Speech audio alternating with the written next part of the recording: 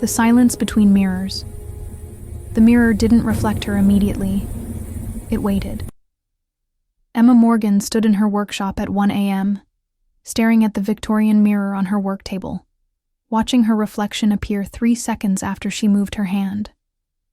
3 full seconds. That was 5 nights ago. Now she couldn't remember the last time she'd slept. Couldn't remember eating. Couldn't remember if the cut on her palm, the one that only existed in her reflection, had started bleeding in the real world yet. But let's go back. Back to when this started. Back to Tuesday afternoon. No, the package arrived wrapped in brown paper that smelled wrong. Sweet, like flowers rotting in water. Emma signed without looking at the delivery driver. Inside the padded envelope, a cashier's check for $5,000 and a note in elegant script. Victorian mirror, circa 1880s. Restoration urgent. A. Crane. No return address, no phone number. Just $5,000 and a name that would change everything. Emma ran her antique restoration business out of a converted warehouse in Brooklyn's Red Hook neighborhood. Furniture, mostly. Civil War dressers. Depression-era cabinets. But mirrors were her specialty. She unwrapped it carefully and stopped breathing. The frame was carved ebony. Baroque patterns twisted around the edges. Faces, she realized. Hundreds of tiny, screaming faces carved into the wood. The glass was dark, tarnished almost black. And along the bottom, barely visible beneath grime, were words in Latin. Speculum animarum captarum. Emma pulled up a translation app, Mirror of Captured Souls. She laughed. Victorian occultists loved drama. Probably belonged to some spiritualist running seances for widows. She worked until midnight, removing layers of dirt. With each pass of her cloth, the mirror woke up. The glass grew clearer. The ebony gleamed, and the faces in the frame seemed to turn their heads. Emma told herself it was the changing light. She kept cleaning. At 12:47 a.m., she reached for her coffee. Her reflection reached 3 seconds later. Emma froze. She raised her hand slowly. The reflection matched perfectly this time. "You need sleep," she muttered.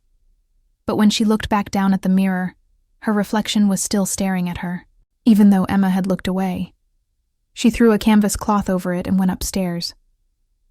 Her apartment felt different that night. The bathroom mirror was too dark. Her bedroom window reflected something dense, heavy, like the glass was thicker than it should be. At 3:47 a.m., she woke to whispering. Downstairs, from the workshop. Emma grabbed her phone and crept down the metal stairs barefoot, finger hovering over 911. The workshop was dark except for security lights casting shadows across her equipment. Everything was still, except the canvas cloth. It had fallen off. And in the dark glass, something moved. Emma approached slowly. Her reflection came into view, pale, terrified, exactly how she felt.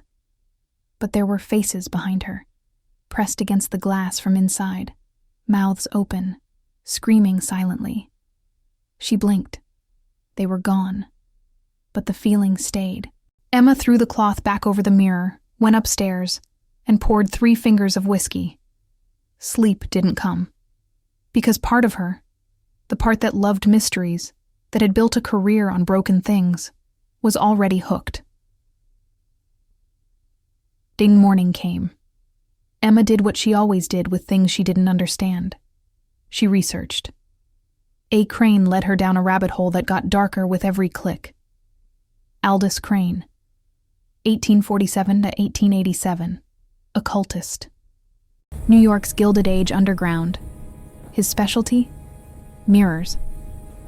Crane believed reflective surfaces created doorways to parallel dimensions. Shadow worlds where every possibility existed simultaneously. He claimed to have built a soul trap, a mirror that could capture the essential self of anyone who looked into it, creating a perfect copy in what he called the in-between space. In 1887, Crane vanished from his Greenwich Village townhouse. His servants found his study destroyed. A large mirror shattered across the floor. No body was ever found, but the mirror survived. Emma kept digging, found newspaper clippings from across 140 years. 1923, Philadelphia collector reported seeing herself in the mirror, smiling while she slept. 1956, Boston Museum curator claimed the mirror showed him everyone who had ever looked into it, all at once, all screaming. 1978, Manhattan restorer named Patricia Wells took the mirror for cleaning. 2 weeks later, she walked into the East River. Witnesses said she was talking to someone who wasn't there. The mirror vanished after that. Until 5 days ago. Emma should have returned it, should have called the client, should have burned the damn thing. Instead, she found herself walking downstairs. The mirror was waiting. She pulled off the cloth. For a moment, everything looked normal, just her reflection, tired and wary. Then she noticed her hand. There was a cut across her palm, fresh, bleeding. Emma looked down at her real hand. No cut. In the mirror, blood dripped onto the work table. Her reflection's mouth moved, forming words Emma couldn't hear. Behind the reflected Emma, the workshop looked different. Darker. Decayed. Water-stained walls. Rusted equipment. And standing in the shadows was a man in a Victorian suit. His face was pale, luminous. His eyes were hungry. Emma stumbled backward. When she looked again, the mirror showed only normal reflections. But the cut on her reflected hand remained. That night, Emma tried to stay upstairs, ordered Thai food, watched Netflix. But her mind kept drifting back. At midnight, she gave in. "Aldous Crane," she said to the mirror. "That's you." The glass rippled like disturbed water. He appeared, exactly as he'd looked in old photographs, but ancient now. Withered. His smile showed too many teeth. "Miss Morgan." His voice resonated inside her skull, clear as a bell. "How delightful that you know my name. You're dead." "Dead?" Crane laughed like wind through a crypt. "I'm more alive than ever. Immortal even, though perhaps not in the way I intended." He stepped closer. Behind him, Emma could see the decayed version of her workshop more clearly. Everything was rot and shadow. "Where are you?" "In between," Crane said. "In the mirror's world. I created it to achieve true immortality. The soul separated from decaying flesh, preserved forever." "But you're trapped." "Yes." His smile faded. "The mirror requires an anchor, a living person looking into it, feeding it with attention, with essence. Without that, I fade." He paused. "And when I fade, it's not sleep. It's nothing. An absence so complete it's worse than any hell." Emma felt sick. The other people who looked, what happened to them? Crane gestured behind him. Pale figures emerged from shadows. Men and women from different eras, all with hollow, desperate eyes. "They kept me company. For a time. You consumed them." "I survived," Crane corrected, "as any living thing would." He studied her. "But you're different, Miss Morgan. Strong, resilient. You'd last years before fading. Decades, perhaps." "I'm never looking into this mirror again," Emma said, backing toward the stairs. The temperature dropped 20 degrees instantly. "I'm afraid it's too late," Crane said softly. "You've already looked. For hours. Did you think those were your choices? Did you think you were in control?" Emma's blood went cold. She checked her phone. 3:47 a.m. The same time as before. How long had she been standing here? "Every time you look, a piece of you stays behind," Crane continued. "A copy, building itself layer by layer. Once complete, we can trade places. You'll sustain the mirror from within, and I'll finally be free. Emma ran. Her legs felt heavy, sluggish. She looked down. Her feet were translucent, flickering. She could see the floor through them. You're already half here, Crane said. Fighting only makes it worse. Emma collapsed on the stairs, watching her hands fade in and out like a bad signal. But even through terror, her mind worked. Crane needed her cooperation. He couldn't force the transfer. He needed her to accept it, or at least stop fighting, which meant she still had control. No, Emma said, forcing focus. Her body solidified slightly. No, I don't think so. She crawled to her work table, didn't look at the mirror, grabbed her phone and pulled up the research. There. A footnote about Crane's journal, donated to the New York Public Library in 1923. Written in cipher. Never studied. Emma's hands shook as she emailed her library contact, marked it urgent, attached photos of everything. Then she looked at Crane. I'm not playing your game. You can wait another 100 years. His expression darkened. You'll look again. They always do. You can feel it right now, can't you? The urge to see, to understand. He was right. God help her, he was right. Emma grabbed the canvas and threw it over the mirror. Ran upstairs. Locked herself in the bathroom. No mirrors. She'd covered them all. But the urge grew. At 4 a.m., she found herself in front of the bathroom mirror, towel in hand. She didn't remember walking there. She screamed and threw the towel across the room. 3 days crawled by. Emma barely slept. She covered every reflective surface, drained water from the toilet because she could see her face in it. It didn't matter. The urge to look into Crane's mirror grew stronger every hour. She lost time. Reading an article. Blink. 3 hours gone.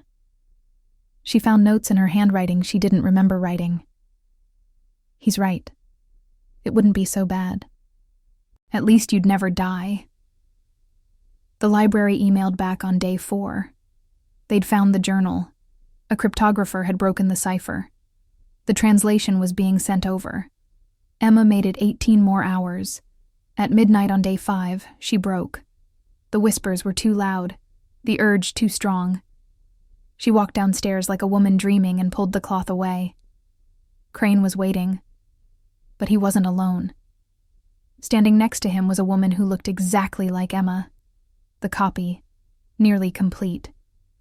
It smiled with her smile, but the eyes were empty.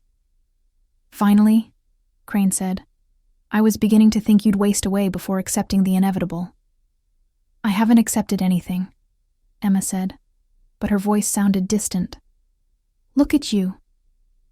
Crane gestured at her translucent body. You're barely here. In a few hours, the transition completes whether you cooperate or not. Emma's phone buzzed. The library. She opened the email with fingers that barely felt solid. There, in plain English, was Crane's writing from 1887. The mirror is a perfect prison, but like all prisons, it has a weakness. If the internal structure is shattered from within, all trapped souls are released. However, the one who breaks it remains, bound forever to the space between worlds. One soul for many. Emma read it 3 times. Her heart raced. She looked at Crane. You need me to look, to finish the copy. She stepped closer to the mirror. What if I looked voluntarily? Fully conscious? Crane's eyes narrowed. Why would you? Because I'm tired of fighting, Emma lied. You're right. I'm already gone. At least if I go consciously, I can understand it. It was a terrible lie, but Crane was desperate. When Emma pressed her palm against the cold glass, he didn't question it. Yes, he breathed. Look fully. Emma looked, the world inverted. She stood in the decayed workshop. the real world now just a dim reflection. Crane beside her, solid for the first time. And all around, in shadows, were the others, dozens of trapped souls, all fading. "Welcome home, Miss Morgan," Crane said, moving toward the mirror, toward freedom. Emma pulled the journal page from her pocket. It had made the transition. She'd memorized the reverse ritual, the way to destroy the mirror from within. "I'm sorry," she said to the hollow-eyed people. "But I'm getting you out." She grabbed a metal file and smashed it into the mirror's surface. The glass cracked. Reality tore. "No!" Crane lunged. But the other souls moved. They'd heard. They understood. Hands grabbed Crane, held him back, while Emma struck again and again. Each impact sent cracks spiraling across the surface. Through breaking glass, Emma saw her workshop, saw the copy staring in shock. "You're condemning yourself," Crane screamed. "You'll be trapped here forever. Alone." "I know," Emma said, and brought the file down one last time. The mirror exploded. Reality fractured. Light and shadow spun together. Emma felt souls rushing past her, through her, freed after decades. Dozens of them, surging back toward life. Crane's scream cut off as he was pulled apart, scattered across the void. Then silence. Emma stood in a space that wasn't space. Darkness that wasn't quite dark. She could feel the mirror around her. Not as an object anymore. As a structure she was part of, holding together with her consciousness. The fragments floated around her, held in place by her will. Through them, like looking through shattered kaleidoscope, she glimpsed the real world. Her workshop, the copy of herself, staring at broken mirror on the floor. Confusion giving way to a slow, calculating smile. That version of Emma was free, human, alive. But it wasn't really Emma anymore. It was something else wearing her face. 6 months later. Sarah Chen arrived at a storage facility in Queens. She was an antique dealer specializing in Victorian pieces. A collector had contacted her about a mirror that needed restoration. The frame was silver this time, ornate, beautiful. When Sarah looked into it, just for a moment she saw two faces that weren't hers. A man in Victorian clothing, screaming, and a woman with dark circles under her eyes, mouthing words Sarah couldn't hear. "Don't look. Whatever you do, don't look." Sarah stepped back, unsettled. But the collector was paying well. Very well. And she was an expert. What harm could one look do?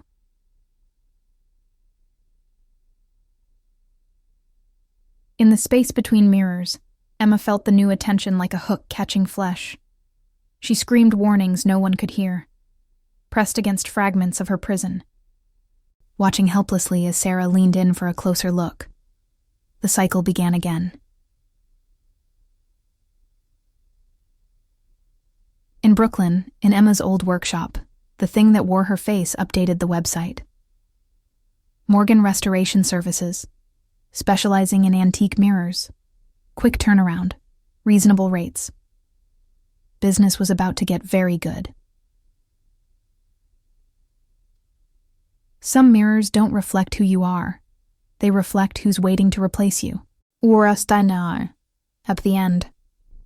So, that's the end of this story, but there are plenty of other great ones right here. Before you go, don't forget to hit that like button, subscribe, and ring that little bell.